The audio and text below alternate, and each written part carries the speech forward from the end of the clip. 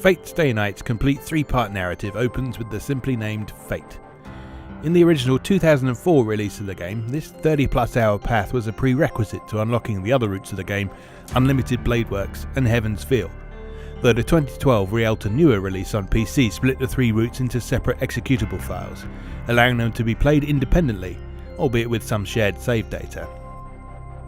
It's still best to play them in the order they were originally intended, however, since Fate, as we'll explore today, carries the important role of allowing us to understand the context in which the other narratives unfold. Boot up Fate Stay Night for the first time, and the first thing you'll see before any title screens, menus, credit sequences or opening videos is a prologue from the perspective of one of the game's 3 main heroines, Rin Tosaka. In it, we're introduced to the fact that the world of Fate is not exactly normal. It's a world where magic is real, and those who wield it will apparently stop at nothing to obtain the unlimited power offered by the apparently not at all mythological Holy Grail. We're basically heretics who hide ourselves from the world, explains Rin to the player. We're prohibited from standing out, and even if we weren't, we would rather be at home studying magic. As we believe, control and learn things that are immeasurable, our existence is incompatible with the modern world, because it's kind of meaningless. Going to a normal school and becoming a normal adult will bring you far more happiness than studying magic. Rin, we discover, is apparently attempting to juggle her 2 lives, as shortly after explaining all this we see her going to school and having what appears to be a rather normal, mundane morning, albeit with her existing as the forever untouchable idol of the school, partly through her own desire to hide herself from the world, and partly just through her very nature. It's my vanity, no, my conviction that I must be number 1 both academically and physically, says Rin. If I am to be a student, I want to be the best, and it's unthinkable for me to dishonour the Tosaka name. So that's why I'm a perfect student, flawless in all aspects. Rin's desire to live up to the apparently proud name of the Tosaka family extends outside of the school grounds too. As she leaves, we discover that Rin the student ceases to exist, and she becomes Rin the Magus. While it's easy to sense she has some uneasiness about her place in the world, she has apparently learned to cope pretty well, having lived alone following the death of her father 10 years ago. And it appears, a key part of living up to that proud name is participating in what is called the Holy Grail War, a tradition passed down for hundreds of years in which magi called masters summoned supernatural servants to battle one another in an attempt to obtain the legendary artifact. Part of Rin's role in this opening sequence from a metatextual perspective is to explain the core concepts of the narrative from the perspective of an expert. In effect, her descriptions and behaviour in these opening sequences fulfill the function of a tutorial in a more mechanics-focused game. Only here we're not learning how to play something, we're learning how to pass and understand the things we see going on before us. Or so it initially seems, at least. Rin, claiming confidently to the reader that she's going to summon Saber, who is apparently the strongest servant, proceeds to perform an elaborate ritual that she has apparently taken a great deal of time to learn and practice, only to discover that she messed something up somewhere, failed to summon Saber, and instead called Archer, a servant who can't recall his own identity, and destroyed her living room in the process. Writer Kanoko Nasu describes the overall theme of Fate Stay Night as conquering oneself, with the Fate route specifically focusing on the concept of oneself as an ideal. Right from the outset, we see this concept explored through Rin's prologue. Rin clearly wants to believe that she is an ideal, but her botched summoning ritual only goes to prove that she is apparently just as fallible as everyone else. A powerful thing to discover after the events up until this point have very much positioned her as the perfect student, the perfect young woman, and the perfect magus. Despite her inherent self-confidence, Rin does at least accept that there are things greater than she is, specifically the servants who are summoned by the Masters of the Holy Grail War. I'll make it clear, she explains. Servants are heroes from the past. Myth, legend, fable, history, fiction or not, the superhuman beings who gain concrete existence in folklore are what we call heroes. A hero that becomes eternal in people's minds is no longer human after their death, and is promoted to another form of existence. Humans who bring about miracles, save people and achieve great deeds are called heroes even after their death. The ultimate ideal humans have created, the greatest human people have created. These are the heroes, the heroic spirits. The servants, embodiments of these heroic spirits, are literal personifications of ideals. Whether they're historical figures who actually existed, or simply characters from popular myths and legends, the These figures are respected, some might even say worshipped, by all of humanity, not just the secretive world of the Magi, and that is where much of their power comes from. After 3 days of the Holy Grail War, we finally leave Rin's perspective behind and join Fate's true protagonist, Shiro Emiya. We learn immediately that he is someone who has always been very conscious of ideals thanks to his past, being one of the only survivors of an enormous fire some 10 years past, which Rin had previously revealed to be as a result of the last Holy Grail War's final battle, had caused him to put his saviour and subsequent adoptive father Kiritsugu Emiya onto something of a pedestal in his mind, revering him as a superhero and wanting nothing more than to be able to succeed him. As fate would have it, Kiritsugu was a magus, though he claimed himself to be a sorcerer when he first addressed Shiro directly. This is somewhat significant because in the world of fate, the concept of magic and sorcery are two distinct things. Sorcery is power on a level so great that there are supposedly only 5 people in the world who can perform it. So for Kiritsugu to claim he is one of them means either that he is really one of them, that he is excessively confident in his own abilities as a magus, or that he is simply a liar. Regardless of the truth, young Shiro believed him unquestioningly, and thus began his obsessive adulation.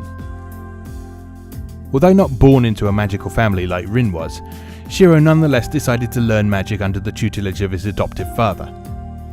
He proved himself to have little talent and ability in this regard, but did at least start to get the hang of what he calls strengthening magic, the ability to fundamentally alter the structure of something so that it is much tougher than it needs to be. As part of this process, he also learned how to read the structure of things using his limited magical ability, which we see him make practical use of at school by repairing things for his friend on the student council. To learn magic is to stray away from common sense, explained Kiritsugu to his young pupil. You die when you die, and you kill when you must. Our essence is not in life, but in death. Magic is only a way to destroy yourself. I guess Kiritsugu didn't want me to become a magus, recalls Shiro. I don't think about that.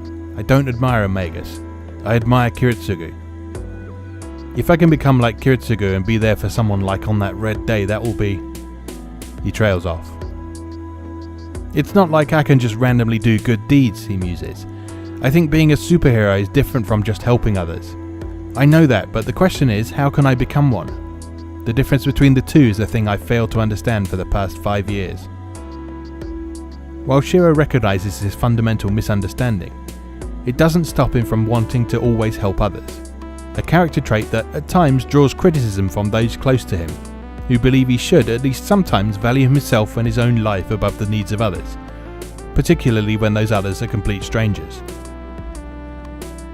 I don't want help that has a limited capacity, Shiro explains following a recent murder in the community that causes him to feel somewhat powerless, much as he did in the fire of 10 years ago. You have to help, no matter how impossible it is. I can't stand to have strangers dying around me like back then. It's Shiro's desire that ultimately causes him to get involved in the Holy Grail War, though it's a much more mundane form of help than that which a superhero would typically offer. Having stayed late at school to assist with some work that needed doing, he accidentally stumbles across a battle between Rin's servant Archer and his assailant Lancer. He finds the spectacle horrifying, but compelling. They are not human. They're probably just things that look like humans, he explains. I can tell not because I'm learning magic. Anyone would realise they're not human. After all, humans can't move like that. So they are something no one should associate with. Accidentally revealing his presence causes him to be chased down by Lancer, who promptly skewers him through the heart in the school corridors, though Rin manages to get to him in time to save him with a considerable amount of magical energy he has stored in a pendant. Even after this horrible incident, Shiro still finds himself almost running on autopilot. Why do I still think I have to clean up when I've just met something totally outrageous and be killed instantly? He asks himself. Am I an idiot? This isn't the end of Shiro's particularly bad night, as after escaping death once, he once again finds himself on the receiving end of Lance's spear later in the evening. This is bullshit, he says as he feels his life slipping away once again. I can't accept this. I can't just die here meaninglessly. I was saved so I can't die so easily. I have to live and fulfill my obligations. If I die, I can't do that. It's pretty telling that even on the verge of death, Shiro is more concerned about his obligations than any more selfish regrets or wishes he might have. And it's during this confrontation that Shiro manages to succeed where Rin failed, summoning the legendary saber, apparently by accident. The elegant, beautiful saber immediately captivates Shiro, even though he doesn't immediately understand what has happened or why, and he's even more surprised to discover Rin lurking outside his house, apparently fairly unperturbed by what has unfolded. She and Saber then proceed to fill him in on exactly what he's found himself involved with.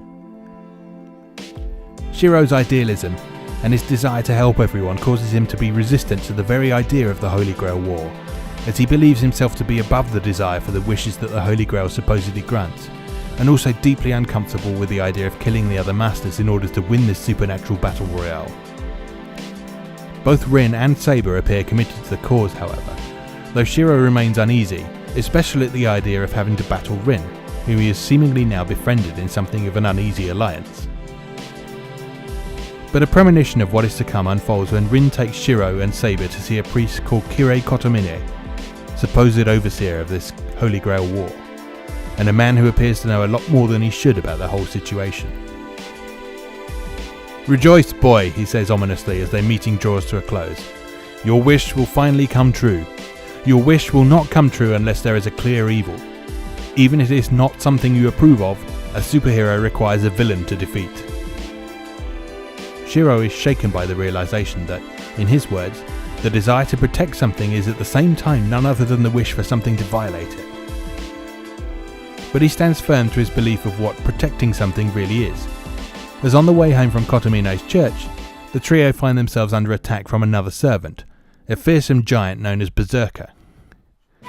Saber is overwhelmed by this foe's sheer might, so once again caring nothing for his own life and instead putting others before himself, Shiro throws himself into the fray in an attempt to protect this young woman that has so immediately captivated him. Even though, rationally speaking, as a servant, she is infinitely better equipped to deal with a confrontation like this than he is. Nevertheless, Shiro attempts to shield the wounded Saber against Berserker's frighteningly powerful strikes and finds himself severely injured in the process. Though the next morning when he awakens, he's surprised to discover himself relatively unscathed. Rin initially attributes this to his connection with Saber and an assumption that some of her magical power is flowing into him in an odd reversal of the usual master-servant relationship. But the truth later reveals itself to be something much more strange, and something which forms a much stronger bond between Shiro and Saber than any of them could have initially predicted. Rin, having learned to recognise her own limitations as a result of the hard knocks she's taken since her initial botched summoning ritual and the start of the Holy Grail War proper, decides to cooperate with Shiro and Saber, at least until they're able to successfully deal with the terrifying Berserker. Although her doing this is, in its own way, an admission of weakness, she makes her request assertively and working on the assumption that she will not be rejected. She still, after all, has her own pride to consider. Shiro and Saber's relationship gets off to a somewhat awkward start. Shiro isn't sure how to behave around her, and he feels like his own desire for no one to get hurt in this Holy Grail War is somewhat at odds with her apparently earnest and sincere wish to obtain the Holy Grail for her own purposes. Saber also reveals that, unlike a typical master-servant relationship in which the servant is able to continually draw magical energy to sustain herself from her master, she's receiving nothing from Shiro, meaning that her power is a lot more finite than it might be with a more talented or powerful master. Shiro is often down on himself about his own shortcomings as a master and a magus, particularly once the Holy Grail War gets underway and his limitations become particularly apparent. But Saber never seems to mind too much. She expresses a desire for Shiro to get stronger, but this is primarily out of a wish for him to stay safe rather than to be a better master for her. It transpires that both Saber and Shiro are a lot more similar to one another than either of them would probably care to admit during the early stages of their relationship, despite their apparently opposing views on the matter of joining the battle for the Holy Grail. Both of them are stubborn to a fault and will dig in their heels when there's something they truly believe in. There's something deeper too, which Rin touches on in a conversation at home. The master influences which heroic spirit is summoned as the servant, she explains. The master and the servant end up being similar people.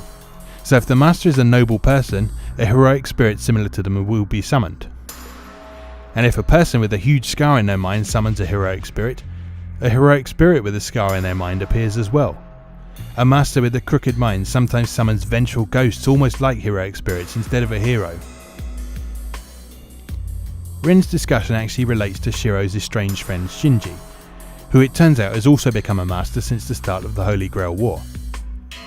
It's clear throughout Fate that Shinji is not a nice person, with strong implications that he's abusing his sister Sakura, a close friend of Shiro's, though these matters are not explored in detail until the Heaven's Feel route. Regardless of the specifics though, it's clear that Shinji has a degree of a crooked mind about him, which would probably go some distance to explaining why Shiro feels such a chill when he meets Shinji's servant Ryder for the first time. But Rin's explanation also inadvertently describes the relationship between Shiro and Saber perfectly. Both clearly have an air of nobility about them, not in the sense of being wealthy aristocrats, but in the sense of having a desire to perform noble deeds. Saber, of course, is much better equipped to actually carry out said noble deeds thanks to her inherent abilities, but in Shiro's case the intentions are certainly there. And they're not always directed effectively. Shiro initially wishes for Saber not to fight at all, primarily so he never has to see her injured as she was in the battle with Berserker ever again. This is a request that Saber finds impossible to comply with, though Shiro resists making use of the command spell he obtained when he became a master to force her to obey his wishes. He does, however, make it clear that he wants to fight alongside her, so the pair begin daily physical training sessions, while Rin attempts to train his shaky understanding of magic. Saber and Shiro's daily training becomes an opportunity for the two of them to come to understand one another, not just through sparring with one another, but also through conversation during downtime. It's during one of these sessions that Shiro asks about Saber's reason for fighting, the reason she desires the Holy Grail. "I seek the Holy Grail to fulfill an obligation," she admits. "I want the power of the Holy Grail to accomplish a duty I could not accomplish during my lifetime." Shiro is relieved to hear that Saber's wish is not a selfish, vulgar one, but he still believes that there is something wrong with that wish of hers. This uneasiness stays with him, though it's a while before he realises that his discomfort with Saber's apparently rather selfless wish is down to the fact that he recognises something of himself in her words. Or rather, something of how other people regard him anyway. While he claims to have no interest in pursuing the Holy Grail to fulfill his own wish, it's fair to say, given what we know of Shiro by this point, that he would make use of its power to do something beneficial for others rather than himself. Even Rin's servant Archer is aware of this, and dishes out some tough love of his own one evening when Shiro runs into him in the garden. "Your methods will not allow you to reverse a sad event or a miserable death," says Archer. "Those are the limits. A superhero is only someone that tidies up events that have already taken place. You will definitely not be able to save the people you want to save the most. An ideal is only an ideal after all. As long as you embrace that ideal, the friction with reality will continue to increase. The path that you are about to take is of that sort, so you will someday face reality and have to pay the price for your compromises." Archer's words cut deep because Shiro, on some level, knows them to be true. But he still finds himself wanting to resist them, not wanting to admit that the path he's walking might be the wrong one. It takes another near-death experience for Shiro to change his ways a bit, however. Summoned to school by Shinji by a request to talk, Shiro finds himself cornered by Shinji's magical boundary field, which is sucking the life out of the students at school, and a brutal, relentless attack by Ryder. Having wished to prove that he could stand up for himself and was able to protect Saber from having to fight, he had attended the meeting by himself, but prior to being completely obliterated, he manages to use the command spell to summon Saber to his side. "You accepted a call from the enemy without me. You tried to fight by yourself and you did not take care of your body," Saber exclaims to him later as the pair review what transpired. "Do you understand that all of those actions were foolish actions that would have been fatal? No, you really were almost dead. What enjoyment are you getting out of causing me so much trouble?" Shiro is humbled by her words. "I made her feel so uneasy that even the expressionless Saber made such a face," he admits to himself. "I wasn't relying on Saber, but still she accepted me as the person to fight with. I was the stupid one. I didn't notice such pure trust, and I could not even give her the simple trust of letting her fight." From here on, Shiro attempts to cooperate more fully with Saber, beginning with an attempt to track down Shinji and Ryder, an encounter that culminates with Saber revealing her true identity when she speaks the true name of her noble phantasm, Excalibur. In Fate lore, a noble phantasm is the weapon or weapons that were associated with a heroic spirit when they were alive, so Saber's use of Excalibur leaves little doubt as to who she really is, though it does of course raise a few questions, since in the established legends the wielder of Excalibur was none other than King Arthur, a figure historically believed to be, well, a king, a male. Now aware of Saber's true identity, Shiro's connection with her causes him to start having dreams in which he witnesses her past. During these dreams he witnesses a young woman who, as in the legends, draws the sword from the stone to prove herself worthy to be the King of England, and in the process completely casts aside her humanity and worldly desires in the name of doing everything she can for her country. Here is the crux of how Shiro and Saber are similar. They both set aside their own selves in the name of doing what they believe to be the right thing to help others. In Shiro's case, it's his desire to be a superhero, to follow in what he believes to be Kiritsugu's footsteps, and to save people from terrible fates. In Saber's case, meanwhile, everything she did was in service to her country. She cast aside the young girl Arturia in favour of doing what was right as the king. Shiro doesn't have much time to reflect on this, however, as he finds himself captured by Berserker's master Ilya and taken to a mansion hidden deep in the woods far away from town. Saber, Rin and Archer manage to rescue him, but it becomes clear that Saber's use of her noble phantasm in the previous battle against Ryder drained a great deal of her magical energy, and since her reserves are finite and she is unable to replenish herself naturally from the connection between her and Shiro, she is at risk of disappearing from the world and leaving Shiro alone. Rin, thankfully, has a possible solution, though it first requires them to escape from Ilya and Berserker, a matter which Archer gladly assists with, giving up his own life in the process. Said solution requires Shiro to make love to Saber, much to his surprise. Unison from sex is standard procedure, explains Rin rather clinically. The semen of a magus is a cluster of magical energy. Don't you know that poor magi sell their semen to the association? Shiro is torn at the prospect. I can still feel her in my hands, he muses, remembering carrying her in their frantic flight from Ilya's mansion. Her warm body, her sweating skin and her light weight, all of it was in my hands until a moment ago. If I remember that, I'm sure I'll go after her body, not because I want to save her, but just because I want her. Here Shiro is getting caught up in his own ideals again. He wants to believe that Saber is some sort of perfect, unattainable ideal, and the idea of being able to have her in this most intimate of ways makes him hesitate, because that will bring his perception of her crashing down in all sorts of ways. Rin is having none of this, however, and initiates the whole encounter by kissing Shiro and doing her best to get Saber in the mood, an incident which causes her to realise a few things about herself that she had clearly not had the opportunity to explore before.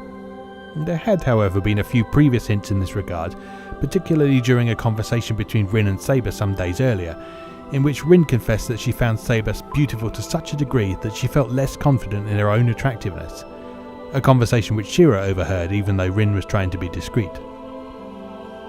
Regardless of her preferences, Rin's ministrations proved to be effective on both Saber and Shiro, and the whole encounter is ultimately successful for its intended purpose, though it leaves an indelible mark on Shiro's mind. Notably, however, anytime Shiro recalls the incident throughout the rest of the narrative, he never makes any mention of Rin's involvement. His enduring memories of what happened stem purely from his feelings for Saber.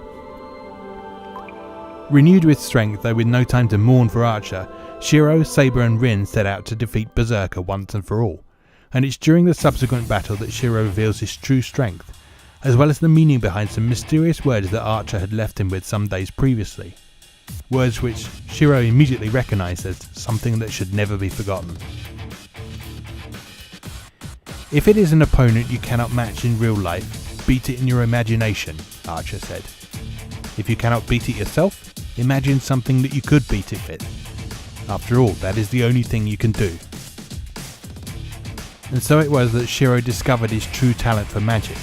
Not strengthening magic as he had originally assumed, but projection magic, a powerful and dangerous art that put the caster at great risk every time it was used. By projecting a recreation of Caliban, the sword that Saber drew from the stone to become King Arthur, Shiro was able to turn the tide of battle in favour of himself and his allies, with only his remarkable capacity for self-healing preventing him from completely burning out his entire nervous system and brain with the exertion. Having bought themselves some respite with the defeat of Berserker and the capture of Ilya, Shiro's nature of course meant that he earnestly believed it would be better to save her than either kill her or leave her to the mercy of the remaining masters, the time had come for Saber to reveal a little more about her intentions. Humans make a contract with the world to become a hero, receive powers beyond human, and pay for it with life after death, explains Saber, referring to the phenomenon of heroic spirits. But I did not need the help of the world to become a hero. Fortunately, King Arthur needed no support to become a hero. But I needed the Holy Grail in my final moments. I could not stand not having the Holy Grail. A wish appeared that I needed to have granted. That is why I made the contract of the heroic spirits. That if I could obtain the Holy Grail, I would wield my sword as a heroic spirit after my death. Saber's final moments saw her defeated after an otherwise successful battle, but with a Britain rapidly descending into chaos that she felt powerless to prevent. The Holy Grail, she felt, might have given her the opportunity to prevent that chaos, perhaps through something as drastic as going right back and changing the very course of history. Here we're back to ideals again. Saber managed to become an ideal in her own time through her own skills and abilities, but once she met her end, she felt she could have done better, that she could have been more ideal. Or more accurately, she felt like the true ideal would have been for someone more fitting to have drawn the sword from the stone and led the country better in her place. Shiro is once again dissatisfied with this. If you have a wish, don't go to the past and redo everything, he says. If you want to change yourself, don't change the past, but change who you are now. Saber is unyielding in her values, however, and requests that Shiro stop bringing the matter up. She clearly has no intention of using the Holy Grail for herself, and this frustrates Shiro, even as he fails to see the irony in his annoyance at Saber's attitude. I do not even need to explain, says Saber after Shiro makes an attempt to convince her of the value of seeking a second life alongside him. Servants exist to fight. A day like today is merely denying my own existence. I obeyed since you decided to take a rest, but I believe resting should not be necessary from now on. I have no choices besides fighting. I only exist to obtain the Holy Grail. I submitted my body to fulfill my promise as king. I cannot allow any other use for myself. Shiro attempts to object, but Saber remains staunch, rejecting him utterly. Think about myself. That goes for you as well. You do not consider your life. You say I am mistaken, but you are even more mistaken. Only corpses consider others more important than themselves. How can a fool who does not even know the value of his own life address me so? Shiro flees their argument, furious with himself, furious with Saber for her unrelenting, unyielding nature, and furious that he was unable to do anything to save her. Hours later, he returns to the same spot to find that she has not moved. Unable to do anything for herself based on her own desires, she remained all but rooted to the spot, staring out over the river. She's strong, yet so weak, Shiro observes. Her gallant figure must be proof that she could live without anybody's help. But she is also so weak that my hand might go through her if I reach out. She can't do it alone, but she defends her pride until the end. It's at this point that Shiro finally realises the similarities between the two of them, watching stars that cannot be reached, as he puts it. Unable to reach out for the things that they themselves wanted, they instead threw themselves into a sense of obligation and duty rather than living life for themselves. It becomes a lonely existence. Shiro's continued reliving of Saber's past through his dreams reveals a young king forever obliged to deny her true self and even her gender. A young king that is completely isolated from other people despite caring deeply for her country as a whole. A young king who is forever surrounded by people, but all alone.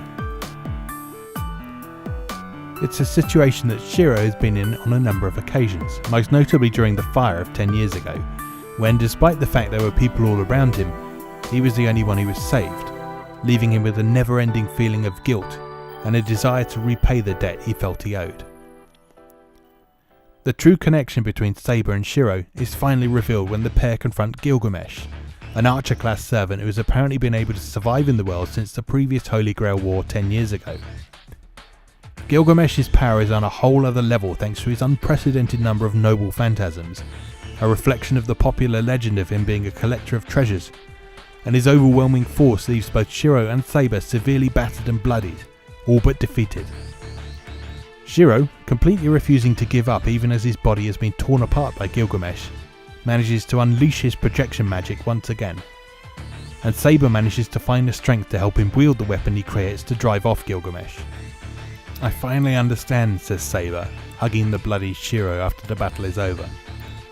"It is only natural for your body to heal. I finally understand. You were my sheath, Shiro." Here Saber is referring to the aspect of the Arthurian legend where it was Avalon, the sheath of Excalibur, that protected the king from harm, and that her eventual defeat came about at least partly as a result of the loss of that sheath. It is mentioned much earlier in the narrative that Saber's previous summoning used an Arthurian artifact excavated from Cornwall as a catalyst, and it transpires not only that the artifact was Avalon itself, but that Saber's former master was none other than Shiro's adoptive father, Kiritsugu, and that Kiritsugu magically sealed the sheath inside Shiro's body, which is the source of his mysterious healing abilities. Saber and Shiro share a second intimate night together, without Rin this time, ostensibly to allow Saber to recover her magical energy after her battle with Gilgamesh and prior to their final showdown. But it's clear that Saber is, by now, doing this for a genuine connection with Shiro despite her protestations afterwards, and despite her apparent continued unwillingness to give up her obligations for the sake of potentially being able to lead a peaceful life alongside Shiro. But by now, having come to know and love Saber, Shiro has finally understood and accepted who she is and what she believes in. "She was born as a king and lived as a king," he says. "That will not change no matter what. From the time she swore to carry the sword, the girl became a king and nothing else.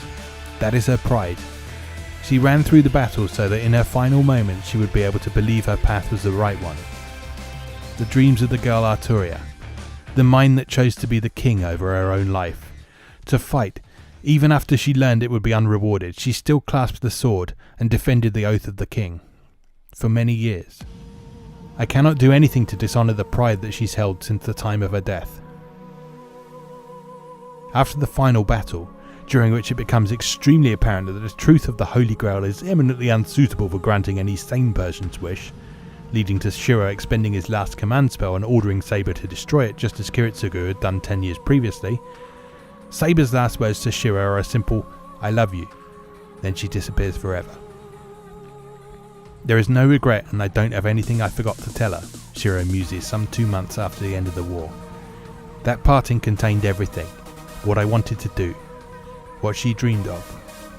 It was a competition of our determination, and maybe I should have taken her hand and granted her dream. I'll recall her for the rest of my life," he explains to Rin on the way to school one spring morning. "My memory will fade away someday, and I'll forget about her voice and her gestures. But still, I will remember forever that this thing occurred, and that I love Saber." The final moments of fate see Saber, King Arthur, return to her own time moments before her death, witnessed only by the knight Bedivere. But this time it is unfolding differently to how it was before. There is no regret in her end, no desire to use the Holy Grail to do things over, to try again, to let someone else make her mistakes for her. "The knight keeps watching over her figure," read the last lines of the narration. "The king that he wished for. A lonely king that was seen off by just one night.